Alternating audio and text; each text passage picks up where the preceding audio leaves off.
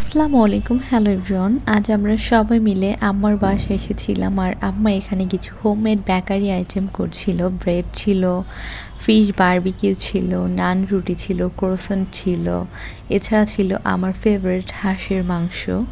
আর drinks তো ছিলই এবং চায়ের আড্ডাও ছিল আমাদের।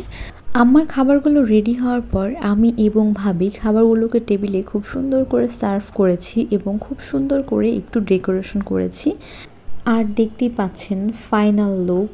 এটা হচ্ছে আমাদের আজকের ক্যান্ডেল লাইট ডিনার।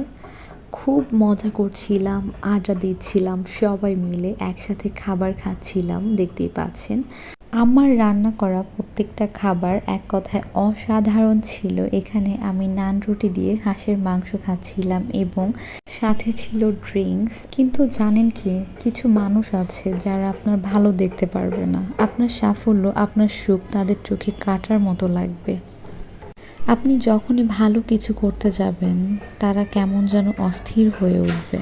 আসলে এই পৃথিবীতে ভালো মন্দ দুই ধরনের মানুষই থাকবে। কেউ আপনার সফলতার আনন্দ পাবে এবং কেউ আপনাকে দিবে বদনজর।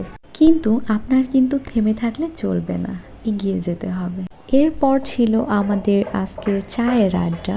এটা না হলে কিন্তু আমাদের আড্ডাটা একদমই জমে না। তো আজ এই পর্যন্তই। সবাই ভালো থাকবেন, সুস্থ থাকবেন এবং আমার সাথেই থাকবেন। আল্লাহ হাফেজ।